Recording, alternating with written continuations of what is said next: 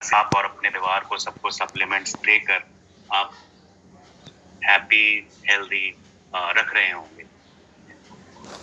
दोस्तों, आज की ये कड़ी हम शुरुआत करते हैं एक ऐसे व्यक्ति से जो किसी भी इंट्रोडक्शन का मोहताज नहीं है एफएलपी की दुनिया में, एफएलपी इंडिया की दुनिया में, एफएलपी इंटरनेशनल की दुनिया में। जी हाँ दोस्तों, मैं आज बात करने जा रहा हूँ एक ऐसे शख्सियत की जो मार्केटिंग में एमबीए कर रखा है जिन्होंने, और एफएलपी इंडिया में आने से पहले बहुत सारी मल्टीनेशनल्स में एक्सपीरियंस प्राप्त किया उन्होंने। वो आज की डेट में हमारे टॉप 5 एफबीओज में उनका नाम शामिल है और पिछले 8 साल से लगातार एफएलपी के टॉप 5 में रह रहे हैं। दोस्तों, इस बात से पता चलेगा आपको टॉप 5 में रहने का महत्व कि ये ओवरनाइट सक्सेस का जरिया नहीं है। कंटिन्यूअसली 8 साल तक टॉप पे रहने का मतलब है कंटिन्यूअस मेहनत, कंटिन्यूअस एफर्ट। बहुत सारे लोग, हमारे मित्र, ये सोचते हैं कि एक बारी मैनेजर बन गए उसके बाद बस सारी उम्र का ठिकाना हो गया। दोस्तों, ऐसा नहीं है ट्रू, बिकॉज मैनेजर बन के तो जर्नी शुरू होती है। दोस्तों, कमाई का जरिया एक्चुअली में मैनेजर के बाद शुरू होता है। अगर आपके बहुत बड़े बड़े ड्रीम्स हैं तो मैनेजर के बाद शुरू होते हैं। इन्होंने कार प्लान 3 कंटिन्यूअसली पिछले 9 साल से लगातार लिया है। दोस्तों, इसका मतलब क्या है? लगातार 9 साल मेहनत करिए। इसका मतलब ये नहीं किसी एक साल में काम किया और छोड़ दिया। इन्होंने चेयरमैन बोनस 5 बार अब तक प्राप्त कर चुके हैं। दोस्तों, चेयरमैन बोनस 5 बार प्राप्त करने का मतलब again it is a big responsibility and development of their teams. उन्होंने अपनी टीम्स को इतना डेवलप किया है कि लगातार 5 बार चेयरमैन बोनस लिया है। करंटली दोस्तों, वो एक सैफायर मैनेजर हैं और अपनी एक एफएलपी की दुनिया में एक लार्जेस्ट टीम लीड करते हैं। अगर लार्जेस्ट नहीं भी होगी तो one of the largest team तो उनकी है ही। दोस्तों, ये थी उनकी एक शख्सियत की पहचान। बट मैं इसके साथ ही आप लोगों को एक और बात बताना चाहूंगा जो आप सबके लिए बहुत इंपॉर्टेंट है, स्पेशली जो उनकी टीम के मेंबर्स हैं उनके लिए। दोस्तों, इस व्यक्ति ने ना ही खुद तरक्की करी है अपनी लाइफ में एफएलपी वर्ल्ड में, बट उनके साथ साथ उनकी टीम में ना जाने कितने ही soaring managers, sapphire managers, chairman bonus achievers, car plan achievers. और इनफैक्ट मैं कल ही देख रहा था उनकी टीम मेंबर ने कल एक बहुत बड़ी लग्जरी गाड़ी के ओनर बने हैं। तो दोस्तों, हमारे एफएलपी दुनिया में ये एक बहुत महत्वपूर्ण चीज है कि एक लीडर अपनी ग्रोथ के लिए ही नहीं सारा दिन लगा रहता, बट अपनी ग्रोथ के साथ साथ अपनी टीम की ग्रोथ के ऊपर ज्यादा तवज्जो देता है। दोस्तों, बिकॉज जो हमारा बिजनेस है ये अगर टीम की ग्रोथ है तो आपकी ग्रोथ है, अगर टीम की ग्रोथ नहीं है तो आपकी ग्रोथ नहीं है। दोस्तों, सो he is a classic example of working for his teams and in the process growing himself. दोस्तों, let's give him a big hand. Let's welcome Mr. Mandeep Kamboj. Thank you so much, Harish sir. Very good morning, Harish sir. Good morning, FLP India. Mandeep ji, Hi sir. इतनी लंबी journey, आज इस session में हम आपको आपकी सारी journey एक बारी से याद करवा देंगे और उसको रिपीट करवाएंगे ताकि आपके सुनने वाले, आपके चाहने वालों को आपकी सक्सेस के कुछ चंद लम्हे जीने का मौका मिले और उनमें से कुछ टिप्स, कुछ सीक्रेट्स लेने का मौका मिले। उम्मीद करता हूं आप बड़े पूरे इमोशनल होके अपनी जर्नी रिलीव करेंगे। तो स्टार्ट करें अपनी इस जर्नी को आज की। बिल्कुल सर, बिल्कुल। आई थिंक दोस्तों, एक मनदीप जी की ये जर्नी सुनने के लिए एक बहुत बड़ी स्टैंडिंग ओवेशन तो बनती है। तो आप जहां भी करता हूँ, आप क्लैप कर रहे होंगे मनदीप जी के लिए, और because he deserves a big round of applause. Mandeep ji, सबसे पहले बात करते हैं जो आजकल का माहौल है। एक डर का माहौल बना हुआ है, लोगों की नौकरियां जा रही हैं, लोगों की रोजी रोटी की दिक्कत आ रही है लोगों को। मैं सोचता हूं कि जब आपने शुरू किया होगा अपना बिजनेस, तब ऐसा संगीन माहौल तो नहीं था, राइट? आज तो लोगों के पास बहुत अपेरेंट रीजन है, कारण है अपना बिजनेस खोजने का, बिकॉज नौकरियों की कमी के कारण। उस समय,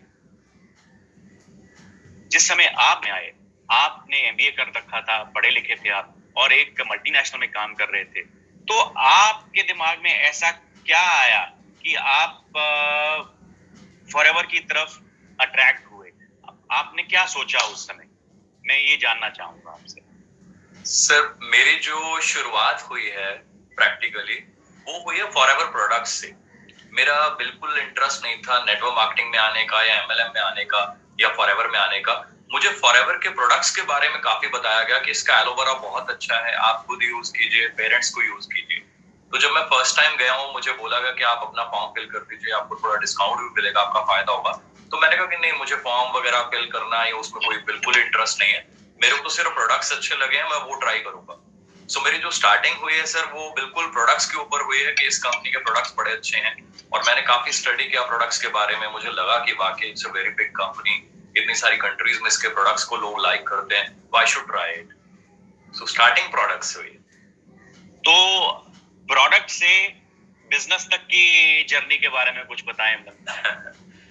काफी महीने लग गए सर मेरे को, काफी महीने मैंने कंटिन्यूअसली प्रोडक्ट्स को यूज किया। पहले पेरेंट्स ने यूज करना शुरू किया, और फिर धीरे धीरे मैंने शुरू करे। जब मैंने शुरू करे प्रोडक्ट्स, तो ऑब्वियसली मैं सेल्स और मार्केटिंग में था, और एमएनसीज में बड़े अच्छे लेवल पे जॉब कर रहा था। तो कहीं ना कहीं 6.5 महीने के आसपास का टाइम हो चुका था। तो मुझे अंदर से आवाज आई कि अगर हम बाकी कंपनीज में किसी में बैंकिंग प्रोडक्ट सेल कर सकते हैं, कहीं इंश्योरेंस सेल कर सकते हैं, किसी भी कंपनी में जाएंगे तो we have to sell something और द एल्स। तो मैंने कहा क्यों ना इतना जबरदस्त प्रोडक्ट जो एक यूएस से इंपोर्ट होकर आ रहा है, एलोवेरा, आने वाला टाइम जो है, चारों तरफ आवाज हल्का हल्का आनी शुरू हो गई है कि एलोवेरा एलोवेरा बहुत अच्छा होता है, सबको पीना चाहिए। तो मुझे लगा क्यों ना इसमें उतरा जाए, इसको अच्छे से करा जाए, और इसमें अपना करियर बनाया जाए। और कहीं ना कहीं एमबीए में भी हमें बहुत सिखाते थे, और जॉब में भी मैंने प्रैक्टिकली फील किया। तो अंदर से एक आवाज आती थी कि बहुत मैं ज्यादा दम लगाता हूँ, बहुत ओवर वर्क करता हूँ, तो मुझे फील होता है कि जितना मेरे अंदर पोटेंशियल है तो मैं बहुत ज्यादा कर सकता हूँ। तो क्यों ना मैं जॉब के बजाय अगर कुछ अपना करूँ, तो that will be more fruitful. A kind of no boss, no, है ना, सारी चीजें आपका अपना कंट्रोल हो, आप अपने तरीके से जितनी मेहनत करें, आप उसके अकॉर्डिंगली उसका रिजल्ट ले सकते हैं, अकॉर्डिंगली आप ग्रो कर सकते हैं। तो आपने कुछ कंपनियों के बारे में रिसर्च करी ऑल्टरनेट, बिकॉज जब प्रोडक्ट्स आपने यूज किए, प्रोडक्ट्स तो आपको अच्छे लगे, उसके बाद जब आपने बिजनेस के बारे में सोचा, तो आपने, जैसे बहुत सारे लोग कि पैसे कब मिलते हैं कंपनी में, कैसे मिलते हैं, कंपनी की रेपुटेशन के बारे में, कंपनी की बैकग्राउंड के बारे में, तो आपने कुछ रिसर्च किया कंपनी के बारे में in comparison to other players in the market? बिल्कुल सर, हमें एमबीए में भी उन्होंने एक चीज बड़ा ठोक ठोक के सिखाई थी कि आपने जब भी अपना करियर चूज करना है तो ऑलवेज एक स्टेबल कंपनी हो, एक अच्छी कंपनी हो, एक उसका बैकग्राउंड अच्छा हो। अगर आप उसमें जाते हैं और वहां मेहनत करते हैं तो आपको जो रिजल्ट्स हैं कई गुना ज्यादा मिलेंगे। तो जॉब में भी मैं थोड़ा सिलेक्टिव होता था कि कौन सा ब्रांड है, मेरे को चाहे पैकेज कम नजर आ रहा हो, बट मुझे पता होना चाहिए वो brand has to be very good, ताकि उसी से ही मेरा फ्यूचर, मेरा करियर, मेरी रेपो बिल्ड होगी।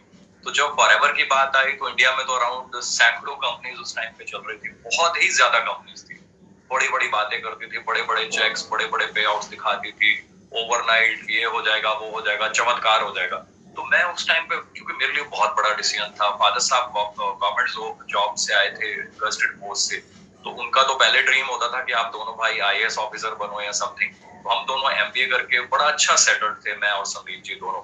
तो उस टाइम पे बहुत बड़ा चैलेंज था कि आप एमबीए करके सालों लगा के टॉप की पोजीशंस पे पहुंचे हो, और उसके बाद उसको छोड़ के बिल्कुल रॉ कुछ शुरू करने वाले हो, तो उसमें आप रिस्क बिल्कुल नहीं ले सकते, क्योंकि आई हैड अ पूरा सेटअप, मेरे ऊपर रिस्पॉन्सिबिलिटीज, लायबिलिटीज, बच्चा है, स्कूल पढ़ता है, सब कुछ है।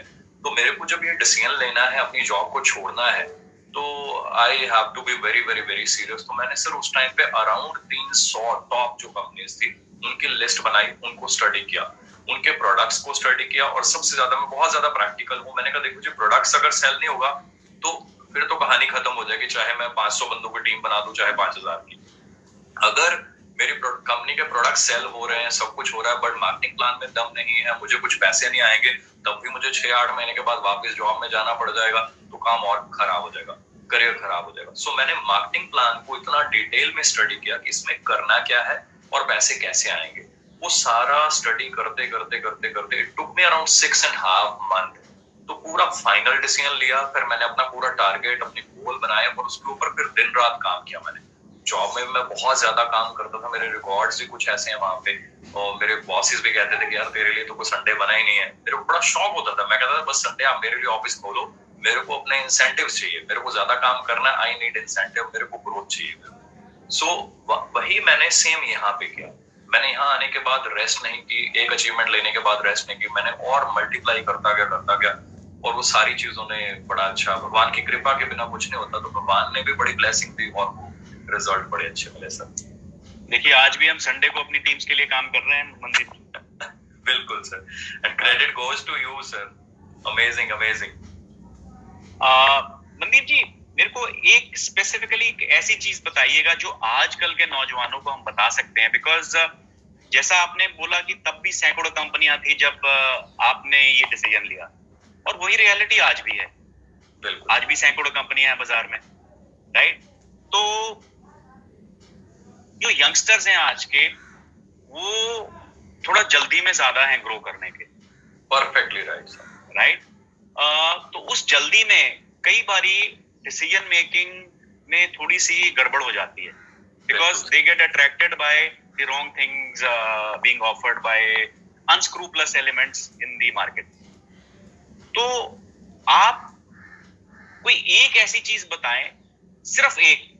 चीजें बहुत हैं फॉरएवर में there are hundreds of pluses, right?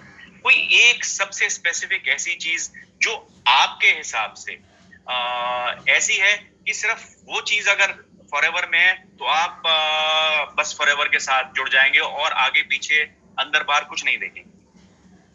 Sir वही बात है कि इसके मतलब आपने इतनी बड़ी बात कह दी है बड़ी सारी चीजें हैं इसके ऊपर बताने के लिए, और वो कहते हैं कि patience is the power. Patience ही सबसे बड़ी पावर है, और वाकई ये बहुत बड़ा चैलेंज है। इस टाइम पे नहीं, शुरू से ही है। जब से मैं आया हूँ सर, तब भी लोग ये कहते थे कि मैं फॉरएवर नहीं करूंगा, मैं ये चीज कर लूंगा, वो चीज कर लूंगा, मुझे ना 6 महीने में ग्रोथ चाहिए, मुझे 8 महीने में ग्रोथ चाहिए। और प्रैक्टिकली आज मैं स्टडी करता हूँ, मुझे 12 साल हो गए हैं, मैं अपनी लाइफ चेंज कर चुका हूँ, टीम मेंबर्स की कर चुका हूँ, बट वो लोग जो कहते थे मुझे 6 महीने में ग्रोथ चाहिए, 1 साल में चाहिए, वो आज तक बेचारे वहीं के वहीं घूम रहे हैं। सो पेशेंस इज द पावर। अगर उनके पास पेशेंस होती, अगर वो हमारे साथ चलते, तो वाकई आज वो अपनी लाइफ चेंज कर लेते, बट वो जल्दी के चक्कर में कहीं नहीं पहुंचे। सो यूथ को मैसेज यही है कि आप सिर्फ ये देखें कि लॉन्ग टर्म चलने वाला क्या है, प्रैक्टिकल चीजें क्या है, और आने वाली फ्यूचर किस चीज का है। फ्यूचर जो है फूड सप्लीमेंट्स का है, और हमारे जैसी जो क्वालिटी है, जो सबसे बड़ी जो यूएसपी मैं कहूंगा, आवर प्रोडक्ट्स आर अनकंपेरेबल। मैं पूरी दुनिया घूम चुका हूँ। मेरे को जब मैं एमबीए कर रहा था तब भी बड़ा शौक होता था, कोई भी रिलेटिव जा रहा बाहर तो उनसे छोटी छोटी चीजें मंगवाता रहता था, परफ्यूम ला दो जी, डीओ ला दो जी, ये क्रीम वो क्रीम, सब कुछ दुनिया भर के मैंने टॉप ब्रांड्स ट्राई कर रखे हैं। बट आई कैन बेट हमारे जैसी क्वालिटी कोई कल्पना ही नहीं कर सकता, इतनी सुपर फाइन क्वालिटी। और रीजन वही mister Gregg Maughan, mister Rex sir, उनकी सोच कि मैं अपने एफपीओज को ऐसा प्रोडक्ट दूं जो वो और उनकी फैमिलीज यूज कर पाए अपने घर में ऑन डेली बेसिस। तो सबसे बड़ी यूएसपी यही है जिसके ऊपर हमें फोकस करना चाहिए कि क्या हमारे प्रोडक्ट किसी से हम कंपेयर कर सकते हैं। कोई हो सकता है उनमें हमारा कंपटीटर, तो जब कोई कंपटीटर है ही नहीं, तो पेशेंस से हम प्रोसेस को अंडरस्टैंड करें कि what is the process. Process is very simple. हम आएंगे, स्टार्टिंग होगी, धीरे धीरे सीखेंगे, थोड़ा अप डाउन सब कुछ होगा, और धीरे धीरे हम आगे बढ़ते जाएंगे। सो पेशेंस इज द की। तो आपने एक बात बोली कि जो व्यक्ति ये बिजनेस ज्वाइन करेगा उसमें पेशेंस होना चाहिए। Very right. दूसरा, आपने ये बोला कि जो कंपनी की काबिलियतों में देखनी चाहिए, सबसे बेहतर, सबसे बेस्ट आपको आपके हिसाब से लगा कि the products are very good and they are very effective. बिल्कुल। So these are the two factors which you feel are important for a person who wants to get into this business. बिल्कुल। और third one sir, वो भी मैं कहूँगा actually तो वो सबसे ज्यादा इंपॉर्टेंट है, वो है सर हमारी मैनेजमेंट। मिस्टर एक्समॉन, मिस्टर ग्रेग, जो उनकी सोच है सर, दुनिया में कोई भी कंपनी हो सकती है, दुनिया में कोई भी प्रोडक्ट बन सकता है, बट मैं ये मानता हूँ कोई भी मिस्टर एक्समॉन या मिस्टर ग्रेग की सोच लेकर नहीं आ सकता। उनकी सोच मैंने बिल्कुल सही इनकी नहीं रही, उनकी रही कि एफबीओज को हम कैसे दे सकते हैं, उनको कैसे ग्रो कर सकते हैं। तो अगर हम ऐसी कंपनी में हैं जो company is concerned about the FBOs, then we are in safe hand. वो तो आप देख लीजिए ना, जब हमने इस साल अपना ग्लोबल रैली ऑनलाइन करी थी, तो कम से करीबन हमने 135-40 करोड़ रुपए एक दिन में बांट दिए एफबीओज के बीच में। मेरे ख्याल से बहुत सारी इंडिया में कंपनीज ऐसी होंगी जिनकी सालाना टर्नओवर भी नहीं होगी इतनी। और कई कंपनीज बहाना लगा देते हैं जी अब तो लॉकडाउन हो गया, अब हम कैसे करेंगे। बिल्कुल। इसमें एक चीज मेरे को बताइए अपना मनदीप, आपने प्रोडक्ट्स को इतनी अहमियत दी, बहुत सारे लोग यंगस्टर्स स्पेशली जो आजकल बिजनेस में आते हैं, जिनको अभी प्रोडक्ट्स जिन्होंने अभी एक्सपीरियंस नहीं किए हैं, जो इनिशियली अभी स्टार्टिंग फेज में है, अपने महीने 2 महीने 4 महीने 6 महीने हुए हैं जिनको ज्वाइन किए, जिन्होंने प्रोडक्ट की इफेक्टिवनेस को एक्सपीरियंस नहीं किया, उन लोगों का को लगता है कि प्रोडक्ट्स हमारे बहुत एक्सपेंसिव हैं। आप उस चीज को कैसे काउंटर करेंगे? सो मैं तो ये कहता हूँ इससे सस्ता कुछ नहीं है सर। आज की डेट में अगर कोई व्यक्ति सस्ता और महंगा के चक्कर में अपना करियर साइड पे रख देता है, तो मुझे लगता है कि वो सबसे गलत डिसीजन होता है। तो सबसे महंगा तो उसको वो पड़ जाता है गलत डिसीजन लेना। आप देखिए मेरी टीम में हर लेवल के लोग हैं, one of the finest guys from the corporate, zonal head, VP, zonal manager, her level के ब्रांच हेड्स, और बिल्कुल नॉर्मल क्लास जिसको हम कह देते हैं मिडिल क्लास या बिलो मिडिल क्लास। और सभी जो प्रोडक्ट्स जब यूज करते हैं ना, आफ्टर 3-4 मंथ सबका यही कहना होता है कि प्रोडक्ट्स बड़े अल्टीमेट हैं, और वो दबा के यूज करते हैं। सो ये सिर्फ एक माइंडसेट है कि महंगे हैं, ऐसा कुछ नहीं है। कोई प्रोडक्ट जो हम बॉडी के अंदर लेकर जा रहे हैं, अगर उसकी क्वालिटी अच्छी है और हमें कुछ वो बेनिफिट्स देता है, तो वो कभी महंगा हो ही नहीं सकता। हम महंगा मतलब वर्ड गलत हो जाता है। हम ये देखें कि क्या उसकी क्वालिटी बॉडी के अंदर लेकर जाने वाली है या नहीं है। वहीं पे कई प्रोडक्ट्स ऐसे भी हो सकते हैं कि जिनको हम खाएं और उल्टा हमें साइड इफेक्ट्स कर दें, तो एक्चुअली तो वो महंगा पड़ गया। तो मनदीप जी, फिर इसका मतलब तो ये हुआ कि जब तक वो कंज्यूम नहीं करेंगे रेगुलरली 3-4-6 महीने, तब तक उनको प्रोडक्ट की वैल्यू पता ही नहीं चलेगी। बिल्कुल सर, बिल्कुल। तो सबसे इंपॉर्टेंट तो कंजम्पशन हो गई, पर्सनल कंजम्पशन। बिल्कुल बिल्कुल। और वही चीज हम सिखाते हैं अपने बिजनेस में, to start with personal consumption. Because अच्छा, मेरे को एक बात बताइए, कल ही आपकी टीम में किसी व्यक्ति ने बहुत बड़ी लग्जरी कार ली है, राइट? उसने लिखा है अपने फेसबुक पोस्ट में 50 लाख रुपए की गाड़ी, राइट? अब गाड़ी का मकसद क्या है? एक जगह से दूसरी जगह लेके जाना आदमी को, बिल्कुल, राइट? वो तो एक सेंट्रो या मारुति 800 या कोई छोटी सी गाड़ी भी वही पर्पस सर्व कर सकती है, जो कि 2-3-4 लाख रुपए की गाड़ी आ जाएगी। तो 4 लाख की गाड़ी जो एक जगह से दूसरी जगह ले जाती है आपको, उसकी बजाय व्यक्ति ने 50 लाख की गाड़ी क्यों ली? बिल्कुल। वो कार तो महंगी है, सस्ती तो नहीं है, बहुत महंगी है ना? तो फिर महंगी और सस्ती के बीच में उनको कोई तो वैल्यू नजर आई होगी व्यक्ति को, है ना? अब शायद हमारे जो नए श्रोता लोग हैं, हमारे नए एफबीओज हैं, वो चीज का डिफरेंशिएट करना भूल जाते हैं कि महंगी चीज में जो वैल्यूज हैं, वो आप उन वैल्यूज को कैसे आंक रहे हैं। बिल्कुल, राइट? तो मेरे को लगता है कि अब जो व्यक्ति 4 लाख वर्सेस 50 लाख की गाड़ी लेता है, that means he can appreciate value कि इस चीज में इतनी पैसे में लगा रहा हूं, इससे मेरे को क्या वैल्यू मिलेगी। अब अगर आप, जैसा आपने सही बोला कि कंज्यूम करने वाली चीज है, आपको लॉन्ग टर्म बेनिफिट देने वाली चीज है, इंश्योरेंस की तरह है, जैसे आप इंश्योरेंस इंडस्ट्री से आए हैं, इट इज लाइक इंश्योरेंस कि आज शायद आपको उसका बेनिफिट नहीं पता चलेगा, बट शायद 50 साल बाद उस चीज का बेनिफिट आपको पता चलेगा जो आज आप अपने पेट में डाल रहे हो। तो वैल्यू उस चीज की इन टर्म्स ऑफ महंगा या सस्ता बात करना ही मेरे हिसाब से तो बेवकूफी है। अब आगे मैं क्या कहूँ। You are very right sir.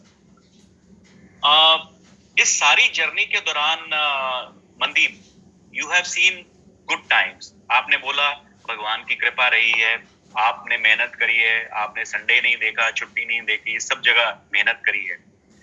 But ऐसा तो हो नहीं सकता कि सारे अच्छे ही अच्छे समय देखे होंगे, कुछ बुरा समय भी देखा होगा।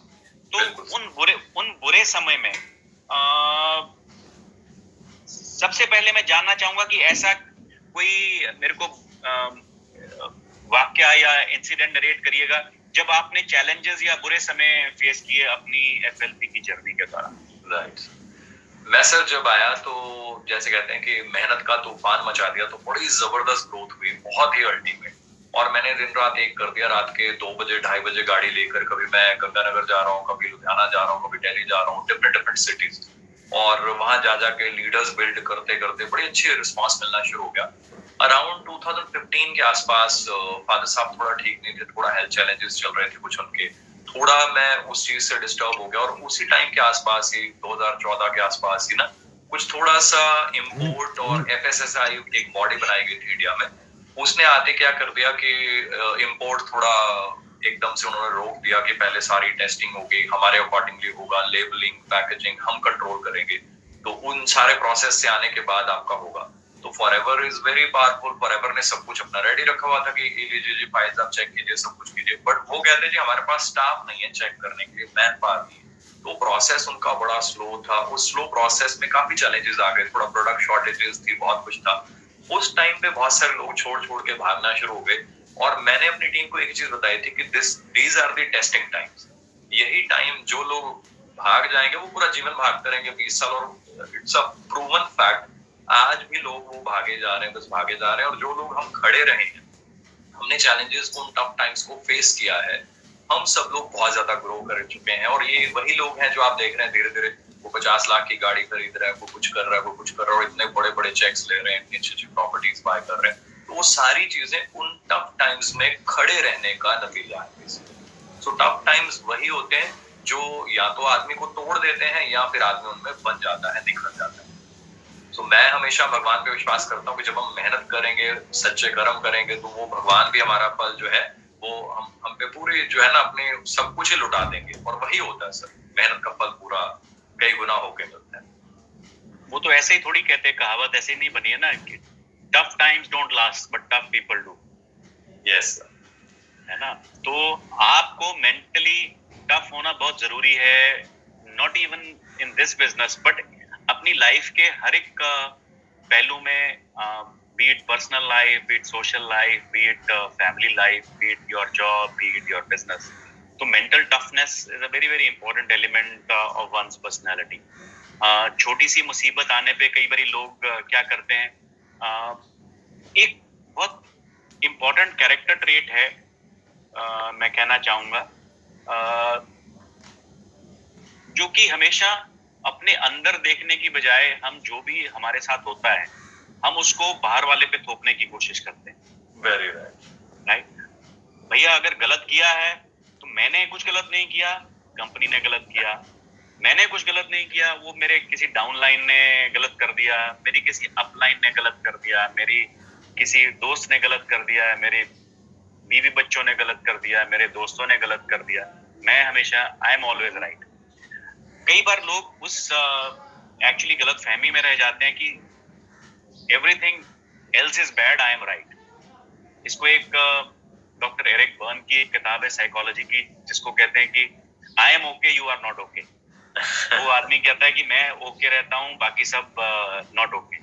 तो अगर मौका मिले, आप लोग जो सुन रहे हैं, डॉक्टर एरिक बर्न की किताब है I am okay you are okay, बड़ी फेमस बुक है साइकोलॉजिकल ईगो स्टेट्स के ऊपर, ह्यूमन रिलेशनशिप्स के बारे में है, रिलेशनशिप्स को कैसे टैकल करना है उनके बारे में है। अगर मौका मिले जरूर पढ़िएगा, बड़ी अच्छी किताब है। तो ऐसे समय में जब आपने फेस किया मनदीप, आपने अपने टीम्स को भी इकट्ठा रखा, सबको इकट्ठा रखा, तो आपने पहले तो स्वयं को कैसे मोटिवेट किया और फिर अपनी टीम्स को कैसे मोटिवेटेड रखा? कोई एक एग्जांपल दीजिए, बिकॉज आजकल के टाइम भी लोगों के लिए कुछ टफ टाइम्स हैं। बिकॉज बड़ा एक कॉमन एक्सक्यूज मैं देखता हूँ जी, वो कोविड के कारण मैं नहीं कर पाया। मैं उस basically this has become a very favourite excuse आज के टाइम का। मतलब जो लोग नहीं सक्सेसफुल हैं आज या कम सक्सेसफुल हैं या जो ज्यादा सक्सेसफुल है उनके लिए भी मैं कह रहा हूँ मंदी, मतलब it is not only for unsuccessful and less successful but even who are highly successful, I have seen lots of people like that, जो कि बड़े शान से आज की डेट में कह रहे हैं यार ये कोविड ना होता तो मैं ये कर देता, राइट? तो ऐसे माहौल में जो आज भी वो माहौल है, चैलेंजिंग माहौल है, आपने अपने आप को उस समय जब ये चैलेंजेस आए, आपके फादर की हेल्थ की चैलेंजेस आए, आपके स्टॉक आउट्स के चैलेंजेस आए, प्रोडक्ट्स नॉट अवेलेबल के चैलेंजेस आए, तो ऐसा क्या ट्रिक था जिससे आपने अपने आप को सेल्फ मोटिवेटेड रखा और अपनी टीम्स को भी मोटिवेट किया? मैंने अपने दादी जी को बहुत ज्यादा हार्डवर्क करते हुए देखा सर लाइफ में। तो उनसे मुझे ना हार्डवर्क करने की एक तो जो चीज है वो बड़ा ज्यादा मिल गई कि हार्डवर्क से कभी डरना नहीं है, हार्डवर्क को एंजॉय करना है। तो वहां पे मेरे को यही लगा कि हम अपनी एनर्जी जो है, अपना जो टाइम है वो डबल कर दें। अगर हम इतने घंटे काम कर रहे थे तो अब हमें पता है चैलेंजेस हैं, टफ टाइम्स हैं, तो इनको हमें सारी टीम्स को भी संभालना है क्योंकि इतनी मेहनत की हुई है। कोई एक व्यक्ति भी अगर उस टफ टाइम में प्रॉब्लम में आता है तो वी फील वेरी सैड उसके लिए। तो हमने अपना टाइम, अपने एफर्ट्स और बढ़ा दिए। पहले जहां कुछ चीजें आराम से चल रही थी वहां हमने बहुत ज्यादा एफर्ट डालने शुरू कर दिए ताकि एनर्जी जो है, पावर जो है वो और ज्यादा बढ़ जाए। और चैलेंजेस हैं, प्रॉब्लम्स हैं, ऑब्वियसली तो उनके साथ फेस करने के लिए हमें एनर्जी चाहिए होती है, पॉजिटिव एनर्जी। और सबसे इंपॉर्टेंट चीज, मैं हमेशा अपने गोल्स बनाता हूँ, डायरीज मेंटेन करता हूँ। तो मैंने उस टाइम पे और बड़े बड़े गोल्स बना लिए, डायरीज बना ली, अपने रूम पे, वॉल्स पे, सब तरफ लगा दिए। मैं अपने टीम्स को भी यही सिखाता हूँ कि आपका हमेशा गोल और टारगेट क्लियर होना चाहिए। गोल हमारा 3 साल का, 5 साल का, 10 साल का, और टारगेट हमारा शॉर्ट टर्म में कि इस महीने क्या करना है, इस हफ्ते क्या करना है और आज मैं क्या करने जा रहा हूँ। बजाय कि मैं कोविड से डर के उसकी नेगेटिव बातें या नेगेटिव उसकी थ्योरीज अपने फ्रेंड्स में अपलोड करता रहा हूँ। What is my target? My target is कि मैंने आज 5 लोगों को कॉल करना है, मैंने इसको ये बताना है, किसी को प्रोडक्ट की नॉलेज देनी है, किसी को मार्केटिंग प्लान समझाना है। तो मैं अपनी एनर्जी उसके ऊपर फोकस करता हूँ, टारगेट के ऊपर। सो मैं यही कहूंगा कि सबसे बड़ी जो टिप है वो है गोल सेटिंग। जिस व्यक्ति के सर गोल नहीं है वो व्यक्ति तो बहाना ढूंढेगा कोई ना कोई नेगेटिव होने का, क्योंकि उसका लाइफ में कोई है ही नहीं कि उसने क्या करना है और क्या नहीं करना। उसको जो डायरेक्शन मिलेगी वो उसमें बहता चला जाएगा। दूसरी तरफ एक व्यक्ति जो अपना गोल बना के बैठा हुआ, चैलेंजेस उसको भी आएंगी, प्रॉब्लम्स आएंगी, सारा कुछ होगा। इट इज वेरी पेनफुल जब चैलेंजेस, प्रॉब्लम्स आते हैं, बट कहीं ना कहीं वो अपने गोल के ऊपर फोकस करते हुए लड़ते लड़ते लड़ते लड़ते उधर धीरे धीरे आगे बढ़ता जाएगा और फाइनली ही विल अचीव जो भी उसने डिसाइड किया होगा। सो गोल सेटिंग मैं मानता हूं कि सबसे इंपॉर्टेंट है टफ टाइम्स में, जो हमें अलाइन करती है, हमारी टीम्स को अलाइन करती है। सबका एक टारगेट बन जाता है कि हमें ये करना ही करना है। टू डू लिस्ट जो है that has to be very clear on daily basis. मैं एक सेकंड आप लोगों से माफी चाहता हूँ, 1 मिनट लूंगा, मेरा शायद माइक गड़बड़ कर रहा है, 1 सेकंड के।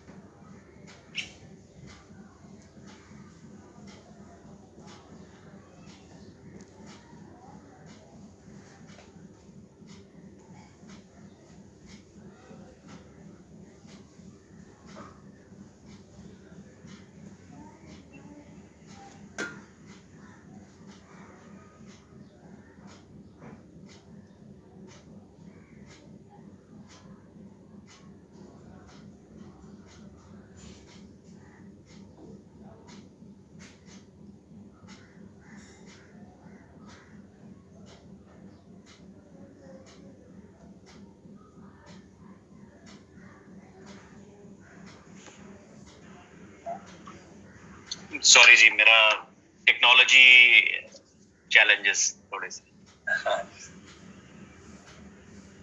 तो आपने कहा basically goal setting is important to pass through these challenging times. Mandeep, goal तो बन गए, बट लाइफ में अब जैसे अपने को जैसे आपने कहा कि फादर साहब के चैलेंजेस थे, फिर स्टॉक आउट्स थे। अब स्टॉक आउट कोई रातों रात तो पूरे नहीं हुए होंगे, राइट? तो उसमें 5-7 महीने लगे होंगे कंपनी को चैलेंजेस मेंटेन करते करते, मीट करते करते, राइट? तो what I would like to know is कि आपने अपने आप को मेंटली कैसे उस समय स्ट्रांग रखा, बिजी रखा, कि वो 5-6 महीने में आपको कभी डिसअपॉइंटमेंट, यार अब आगे क्या होगा? नॉर्मली आदमी क्या सोचता है, यार पता नहीं ये कंपनी कैसी है, पता नहीं प्रोडक्ट आएंगे नहीं आएंगे, पता नहीं ये होगा नहीं होगा। मतलब पॉजिटिव कैसे रखा आपने अपने आप? सर पॉजिटिव खाली खुद रहना भी मतलब अकेले पॉसिबल नहीं होता। ये सब कुछ पॉसिबल हुआ टीम की वजह से। हम सब टीम मेंबर जो हैं, अराउंड 85% टीम जो है वो कनेक्टेड रहती है। बाकी ऑब्वियसली 10-15% लोग होते हैं जो आपको थोड़ा बहुत फॉलो करते हैं या नहीं फॉलो करते, और कुछ अगेंस्ट भी चलते हैं कि नहीं यार ऐसे नहीं होता वैसे नहीं होता। 85% एक बहुत बड़ा नंबर होता है। 85% लोग जो थे, मैंने देखा वो हाईली कमिटेड थे। वो कहते थे आप जैसे कहेंगे हम वैसे करेंगे। और उस टाइम पे हमें कंपनी की तरफ से, मैनेजमेंट की तरफ से, नवाज मैम, निकिता मैम, वो सभी लोग भी जो है ना हमें गाइड करते रहते थे कि अभी ये चल रहा है, ये चल रहा है, टफ टाइम्स हैं, चैलेंजेस हैं। तो जब हमें इंफॉर्मेशन मिलती रहती थी, हमें आइडिया होता था कि हाँ ये चीजें चल रही हैं और इतना टाइम अभी और लग जाएगा। तो सो वी वर प्रिपेयर्ड। अगर वो इंफॉर्मेशन ना मिलती तो शायद कहीं ना कहीं हम अपनी होप या शायद डर अंदर बढ़ जाता कि पता नहीं क्या हो रहा क्या नहीं हो रहा। हमें इंफॉर्मेशन बिल्कुल 100% क्लियर मिलती थी। और मैं एक चीज ये यूथ को बहुत क्लियर मैसेज देना चाहता हूँ कि पेशेंस तो हमें खुद सीखनी पड़ेगी। यूथ में आजकल स्पेशली जो यंग जनरेशन है उनमें पेशेंस है ही बहुत कम। वो तो बिल्कुल 5 मिनट में डिसीजन ले लेते हैं। 5 मिनट पहले कह रहे होते हैं कि मैं कमाल कर दूंगा, ये कर दूंगा, और शाम को मैसेज डाल देते हैं I have checked it, I think ये मेरे लिए नहीं है। मतलब सुबह से और शाम तक उनका जो पूरा माइंडसेट है लेफ्ट से सीधा राइट हो जाता है। तो ये बहुत बड़ा चैलेंज है। उनको कहीं ना कहीं पेशेंस सीखनी पड़ेगी। उनको लगता है कि शायद 5 मिनट में वो चमत्कार को कर देंगे। ना वो नौकरी में होगा, ना ही किसी बिजनेस में होगा, ना ही नेटवर्क मार्केटिंग में होगा। तीनों जगह पे पेशेंस चाहिए। नौकरी में भी 25-25 साल लग जाते हैं तब जाके कहीं बंदा वीपी बनता है। बिजनेस में तो 25 साल लगाने के बाद भी फिर रिस्क रहता है। तो नेटवर्क मार्केटिंग में भी थोड़ा हमें अपने आप को टाइम देना है। मनदीप देखिए, लेट अस एग्री कि जो 20-25 साल पहले के लोग थे, माहौल था, कल्चर था, वो एक अलग था। आजकल का youth globally, not only in India, they want everything yesterday. बिल्कुल, मतलब उनको आज नहीं, जो गुजरा हुआ कल तब चाहिए था। बिल्कुल। उसमें अपने बच्चों को देखता हूँ, वो भी सब 20-22-24 साल के हो गए हैं, दोनों बेटे मेरे। तो मैं देखता हूँ it is a hard reality. उनको चाहिए अभी चाहिए, अभी चाहिए। इसीलिए उनकी डिसीजन मेकिंग, देखिए उस चीज में प्लसेस भी हैं। उनकी decision making is faster than their parents. Very right. अगर आप देखोगे ना, जब आपने ज्वाइन करने की सोची थी तब आपने शायद 6 महीने लगा दिए ज्वाइन करने में। आज के यूथ को अगर आप आज सुबह बात करेंगे, उसको कन्विंस कर देंगे, तो शाम तक ज्वाइन कर लेगा वो आपके साथ। बिल्कुल बिल्कुल। That is a plus point, right? The real challenge comes in when I think हम लोग, हमें भी देखना होगा कि हम लोग इनको प्रोडक्टिवली सस्टेन कैसे कर पाते हैं। Because today the challenge is not in bringing in a new person into the business. The challenge is in retaining that person for a longer period of time. Because अगर results आने शुरू नहीं होते तो आदमी lose out कर देता है। I'll give you an example. मैं बहुत देर से weight loss करने की कोशिश कर रहा था, but मेरी जॉब में I used to travel so much. मैं मेरे ख्याल से पिछले 2 साल से almost 20 दिन महीने में ट्रैवल कर रहा हूँ। अब ट्रैवल करते समय आप अपनी डाइट पे कंट्रोल ही नहीं रख पाते। जब डाइट पे कंट्रोल नहीं रहता तो आपका इनटेक अनकंट्रोल्ड है, तो आप वेट लूज नहीं करते। मैं जब 5-7 दिन घर वापस आता था, मैं तब अपनी डाइट कंट्रोल कर लेता था, मैं अपना क्या नाम है एक्सरसाइज भी कर लेता था, सब कुछ कर लेता था, but then I did not have a weight loss. तो that was very demotivating for me. अब पिछले 4 महीने में आप इमेजिन नहीं कर सकते, मैंने because I was at home, I was eating home food, I was exercising really. मैंने अपना रूटीन बना रखा है घर पे. मैं 10 बजे मैंने अपना ऑफिस क्रिएट कर रखा है. मैं आप लोगों को बाद में दिखाता हूँ. होम ऑफिस क्रिएट कर रखा है मैंने. I don't go to the office but I am 100% working from home. मैं पूरे सुबह जो मेरे ऑफिशियल टाइमिंग है 10 बजे से लेकर 7 बजे तक मैं अपनी चेयर से यहाँ से हिलता नहीं हूँ. तो मैंने अपना एक रूटीन क्रिएट कर लिया, रूटीन सेट कर लिया है. और यू विल बी सरप्राइज्ड, बिना C9 किए मैंने पिछले 4 महीने में I have lost 6 kgs of weight. Wow, very good. तो I have been very motivated now. I am, because मेरे को अब, पहले मेरे को लग रहा था कि मैं यार वेट लूज नहीं कर सकता. अब चाहे एक्सटर्नल सर्कमस्टांसेस थे, जो मर्जी थे, वो मेरे दिमाग में आ गया. But now I am confident कि आई कैन लूज वेट. सो मैं अब now I M motivated towards working on my ideal weight condition. So what I'm trying to say is that I think today's youth needs continuous gratification. थोड़ा gratification चाहिए. मतलब अगर उनकी dream Mercedes का है या उनका ड्रीम फॉरेन वेकेशन का है, तो थोड़ा उनको मिलते रहना चाहिए, ग्रो करते रहना चाहिए. बिकॉज अगर वो ग्रोथ नहीं आएगा तो आज का यूथ सस्टेन कर पाना बड़ा मुश्किल है. That's my feeling. तो continuous motivation is extremely important. Self motivation is extremely important, and motivating your team is extremely important. और especially so आज की घड़ी में, जैसे आपके बच्चे, आपकी टीम्स recognitions ले रही हैं, achievements ले रही हैं, that is I think one of the hallmarks of motivating your team during tough times.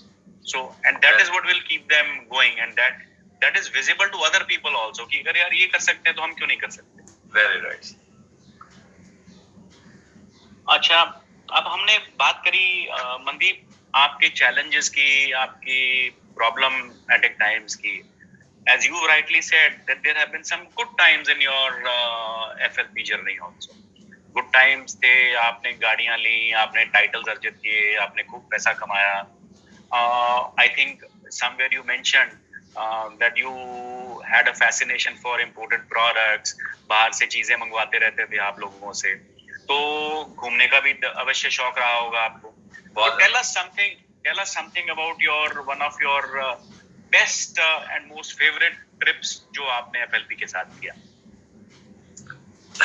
Most favourite तो सर वही हो जाता है, फॉरएवर में बड़ा कंफ्यूजिंग हो जाता है, क्योंकि फॉरएवर इतना प्यार देती. मुझे याद है स्टार्टिंग में हम गए कहीं बाहर, तो मैंने कहा this is my best trip. तो उन्होंने कहा जब आप नेक्स्ट ट्रिप पे आओगे आप उसको बोलोगे this is my best trip. और वही बात है सर, मतलब मोस्ट फेवरेट सब में से निकालना इज वेरी टफ.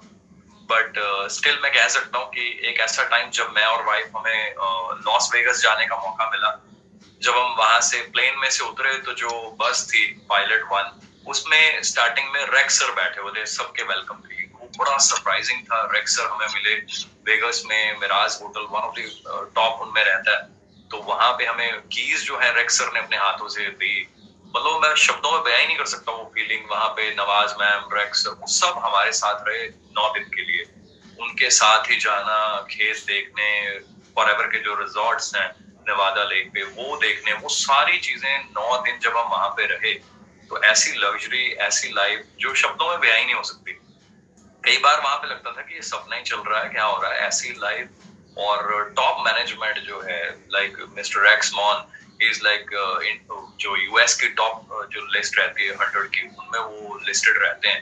ऐसे व्यक्ति आपके साथ चल रहे हो, आपसे बातें कर रहे हो, आपके साथ शेयर कर रहे हो डाइनिंग टेबल पे, है ना. तो बड़ा ही मतलब अंदर से ऐसी फीलिंग आई कि वी आर सुपर लकी कि हमें ऐसी कंपनी, ऐसी अपॉर्चुनिटी, ऐसी मैनेजमेंट मिली. वो ट्रिप बहुत ही लग्जूरियस था. हमें वॉशिंगटन डीसी लेकर गए, 3-4 दिन हमारा वहां पे स्टे था.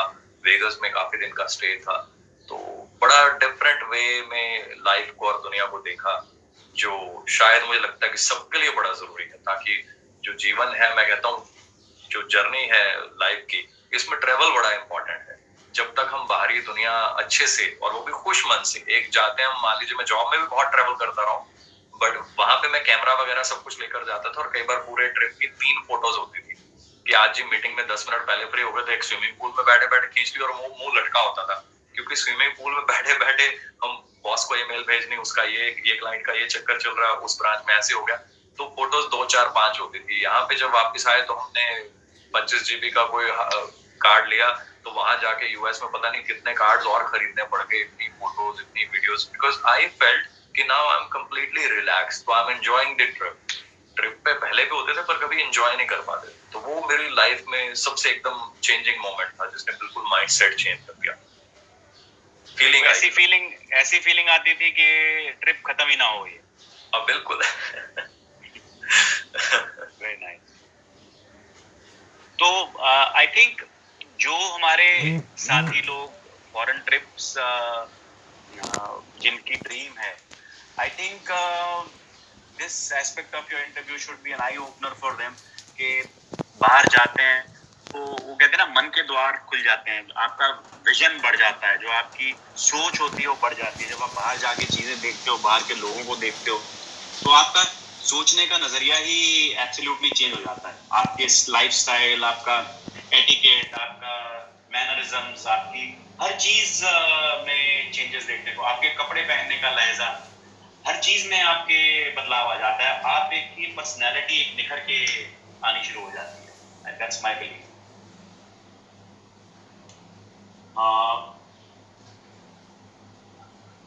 आगे बढ़ते हुए मनदीप, अभी ये पिछले 3-4 महीने से जो ये कोरोना की प्रॉब्लम दुनिया फेस कर रही है, आपको क्या लगता है कि आपके बिजनेस के ऊपर इसका कोई असर पड़ा है? और अगर पड़ा है तो आपने उस चैलेंज को कैसे मीट किया? सर, कोई भी चीज आएगी उसका कुछ ना कुछ इम्पैक्ट तो आता ही है, क्योंकि हर चीज का सबसे पहले साइकोलॉजिकल इम्पैक्ट होता है, फिर बाद में उसको, उस शॉक को हम कितना ऑब्जॉर्व करते हैं और कैसे रिएक्ट करते हैं उसके ऊपर डिपेंडेंट होता है। कई लोग उससे बहुत नेगेटिव रिएक्ट करते हैं, तो वो हम इमेजिन कर सकते हैं, जो व्यक्ति नेगेटिव रिएक्ट करेगा ऐसी चीज को, तो उसके लिए तो बहुत ज्यादा सिचुएशन आने वाली, खराब होने वाली है। मैं हर चीज को, ऑब्वियसली कोई भी शॉक होता है, कोई भी चीज होती है तो हमें वो पेनफुल होती है, परेशान करती है, बट मेरे को एक चीज बड़ा हमें ना एमबीए में ठोक ठोक कर उन्होंने सिखाई थी कि there is only one thing which is permanent in this world and that is change. So मैं हमेशा उस चीज के ऊपर फोकस करता हूँ कि भाई जैसा टाइम आएगा आपको चेंज होना पड़ेगा, कुछ नया सीखना पड़ेगा। अब कोविड आया है, जो भी चीजें हैं, वी नेवर नो ये क्या है, कैसे है, कितनी देर चलेगा नॉन, तो हमने दोनों चीजों के ऊपर काम करना शुरू कर दिया। पहले हमारा मॉडल यही होता था कि हमने लोगों को, मैक्सिमम लोगों को मिलना है, होम मीटिंग्स करनी है, लोगों के घर पे जाना है। अब हमने जो अपना फोकस, वैसे पिछले 1-1.5 साल से हम थोड़ा थोड़ा कर रहे थे ऑनलाइन के ऊपर, तो अब हमने काफी ज्यादा जो फोकस है वो ऑनलाइन के ऊपर कर दिया।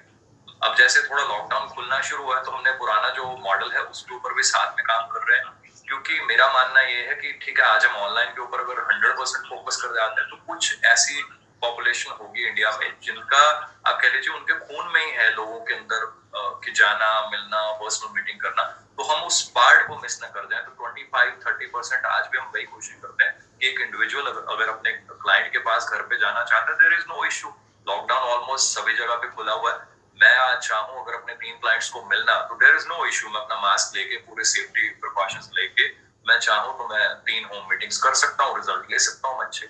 सो हम दोनों मॉडल के ऊपर इस टाइम पे फोकस कर रहे हैं। बिल्कुल, ये आज की डेट में और इम्पोर्टेंट हो जाता है कि हम अपने सेफ्टी प्रिकॉशंस पूरे लेके जाएं, ताकि सामने वाले की सेफ्टी भी रहे और हमारी सेफ्टी भी रहे। It's very very important. तो मैं बार बार ये इसलिए रीइटरेट कर रहा हूँ कि हमारे बिजनेस में, बिकॉज ये लोगों को मिलने जुलने का बिजनेस है, तो हमारे बिजनेस में प्रिकॉशंस बड़े इंपॉर्टेंट हो जाते हैं। मास्क ठीक तरीके से पहनिएगा। आजकल एक फैशन हो गया है, मास्क या तो आधा यहाँ लटक रहा होता है या यहाँ लटक रहा होता है या इधर लटक रहा होता है या इधर। तो please mask should be worn with your nose covered and your mouth covered. Mask के आगे हाथ मत लगाइएगा कभी। मास्क को हमेशा यहाँ से उतारिएगा। तो कुछ स्टैंडर्ड प्रैक्टिसेस हैं जो आप लोगों को फॉलो करनी चाहिए।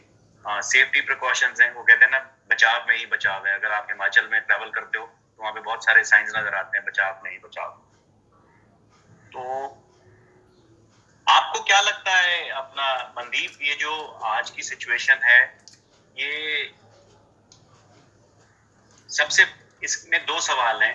एक तो कि आपको क्या लगता है ये कब तक चलेगा ऐसा माहौल, और दूसरा, जब ये माहौल ठीक भी हो जाएगा तो ये प्रॉब्लम अपनी हमारी सोसाइटी के ऊपर, हमारे काम करने के तरीके ऊपर क्या छाप छोड़ के जाएगी, क्या चीजें इस समय की प्रैक्टिस बन जाएंगी फ्यूचर में, आने वाले समय में, आपको क्या लगता है? सर अभी तक अगर हम इंटरनेशनल स्टडीज पढ़ते हैं तो उनमें तो ऐसी चीजें बताई जा रही हैं कि अभी कोई बहुत ज्यादा सक्सेसफुल ना कोई वैक्सीन बन पाई है, ना ही कोई बहुत ज्यादा कंट्रोल हो पा रहा है। यूएस वगैरह में तो काफी हालात पता ही हमें कैसे हैं, काफी सारी कंट्रीज में चैलेंजेस हैं। सो कई जगह पे री लॉकडाउन हो, उससे तो ये लगता है कि आने वाला कुछ और टाइम थोड़ा मे बी 6-8 महीने, क्योंकि डेवलपमेंट स्टेजेस पे काफी जगह पे टेस्ट वगैरह भी चल रहे हैं वैक्सीन के। तो हमेशा पॉजिटिव रहना चाहिए कि चलिए पॉजिटिव होंगी सारी चीजें, but we should be prepare for the worst. तो हमें दो चीजों का फोकस करना है। एक तो होम मीटिंग्स हम जितनी कर सकते हैं नॉर्मल इंडिविजुअल जाकर, 1 या 2 पर्सन होते हैं किसी भी घर में, अगर हम जाते हैं नॉर्मल किसी फ्रेंड को मिलने या किसी क्लाइंट को मिलने।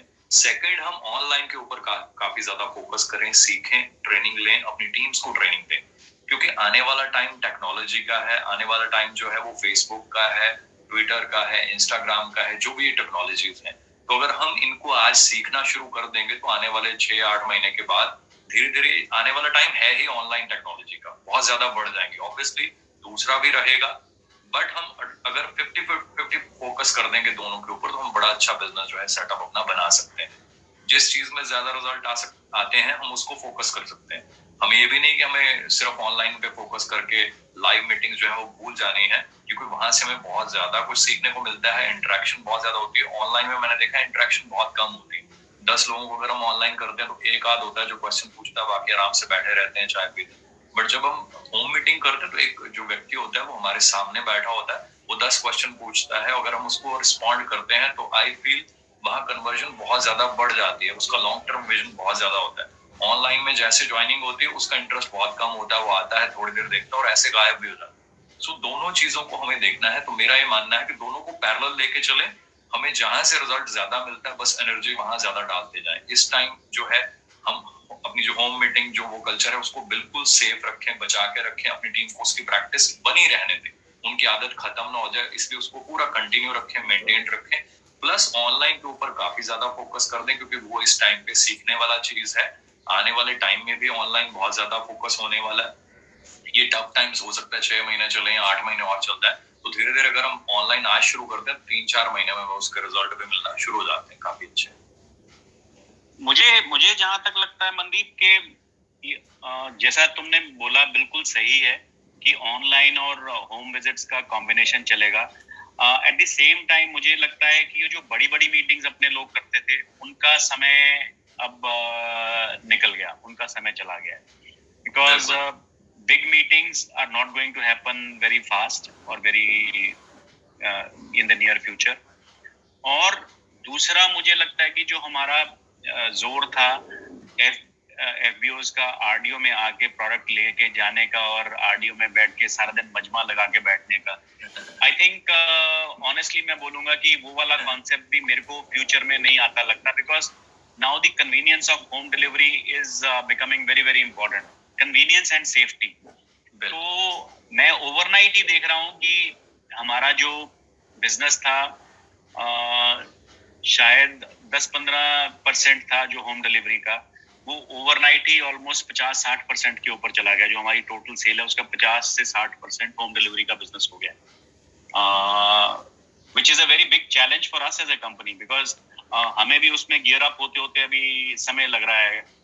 बहुत सारे लोगों की शिकायत रहती है थोड़ी कि कुरियर समय पे नहीं आया, ये नहीं है, वो अलग इश्यूज हैं, but at the same time you know as a company we are also gearing up के future में home deliveries will keep on increasing, so this is a trend which I feel अगर Covid चला भी जाता है, जब भी जाएगा उसके बाद भी ये ट्रेंड मेंटेन रहेगा होम डिलीवरी का, दैट्स मेरी फीलिंग है।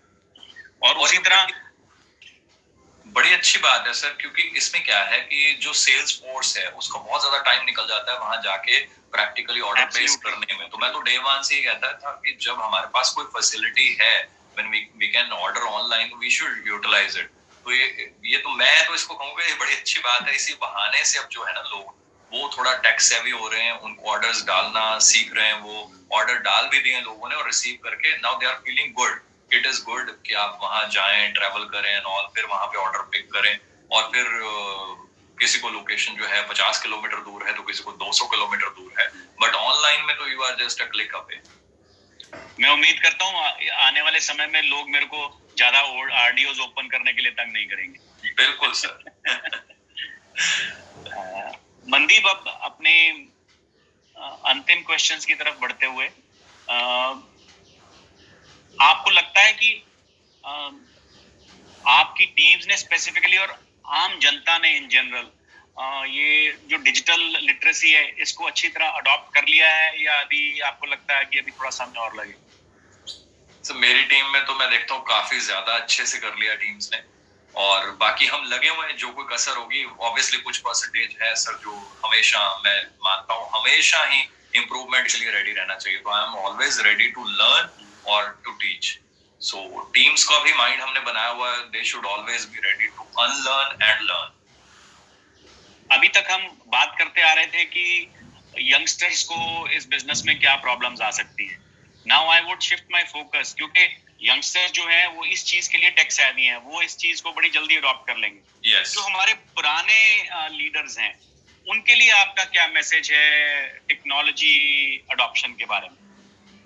मैं सर बहुत ज्यादा टेक सेवी हूँ। मैंने तो सन 2000 में उस टाइम पे भी जो सबसे लेटेस्ट गैजेट्स होते थे, मतलब उस जमाने में Fujitsu वगैरह के लैपटॉप्स आते थे विद सेंसर और ये सारा फिंगरप्रिंट सेंसर और ऑल, मतलब इंडस्ट्री में अभी किसी ने ऐसी चीजें देखी नहीं थी। जब वो मैंने चीजें बाय करके उनको यूज करना शुरू कर दिया था। मेरा ये मानना है कि जो टेक्नोलॉजी है it saves your energy. Energy save हो गई, energy is money, because energy gives you time and everything. आपके पास एनर्जी है, you can do whatever you want. कई बार लोग उल्टा करते हैं, स्लो मोबाइल रखेंगे, स्लो लैपटॉप रखेंगे, फिर वो हैंग होता रहेगा, फिर उसको रीस्टार्ट करते रहेंगे या उसका डेटा करप्ट होता रहेगा, उसी को बिल्ड करते रहेंगे।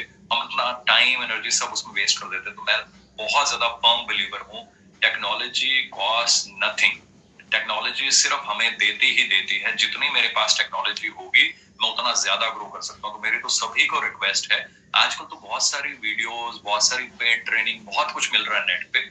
जो भी चीज लगता है कि मेरे में कमी है, मेरे को ये चीज नहीं आती यूज करने, वो हम सब ट्रेनिंग से ले सकते हैं। हर तरह की ट्रेनिंग है, बहुत सारी ट्रेनिंग तो फ्री पड़ी हुई है यूट्यूब पे, और बहुत सारी पेड है जहां में वो हर तरह के टिप्स दे देते हैं कि इस चीज को ऐसे यूज करना है, इसको ऐसे ग्रो करना है। और बात वहीं आ गई ना मनदीप के, लाइक यू जस्ट सेड कि technology, people feel technology cost money, right? But जैसे हम प्रोडक्ट प्राइस की बात कर रहे थे एलोवेरा बेस्ड प्रोडक्ट्स की, लॉट ऑफ टाइम जो हम लोग हैं वो हम प्राइस और कॉस्ट में रह जाते हैं घूम घूम के। We are not able to differentiate value. Cost किसी चीज की ज्यादा हो सकती है, प्राइस किसी चीज की ज्यादा हो सकती है, बट वो हमें क्या वैल्यू दे रही है चीज, वो हम पार्ट भूल जाते हैं।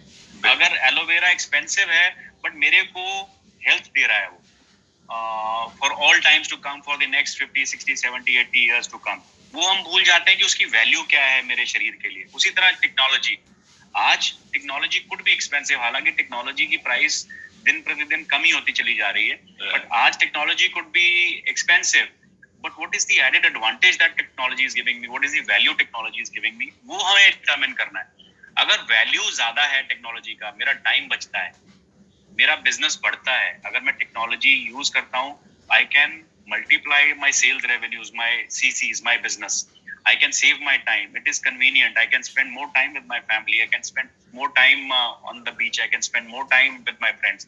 टेक्नोलॉजी है, आज अगर हम बैठे इंटरव्यूज भी कर रहे हैं, हम तो चलो आज बिकॉज ऑफ व्हाटएवर कंडीशन घर पे बैठे कर रहे हैं, बट अगर कल को आप कहीं छुट्टी पे बीच पे भी बैठे होते, we could have conducted this interview there also. Yes. Right? That is the value of technology today. Right? मैं कहीं गाड़ी चला रहा होता, मैं वहां पे चलाते चलाते भी आपके साथ इंटरव्यू कर सकता था. That is the cost of technology. So multitasking technology के साथ कर सकते हैं.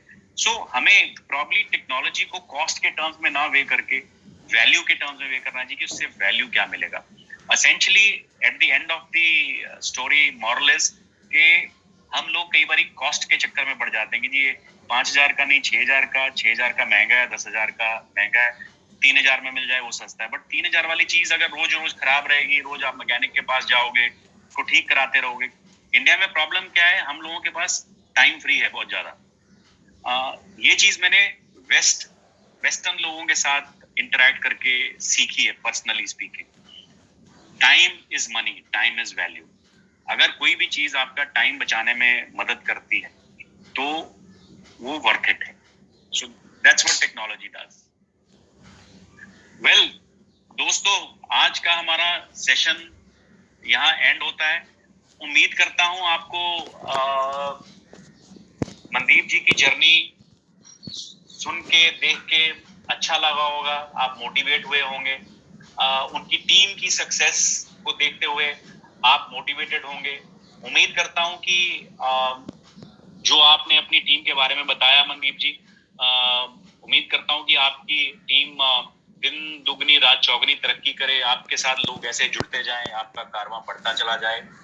और जो आपने अपने दूसरे FBO दोस्तों के लिए गाइडेंस दी है, उम्मीद करता हूँ वो भी कुछ इसमें से आज सीख के अपनी अपनी लाइफ में अप्लाई करके वो भी सक्सेसफुल होंगे आने वाले समय में।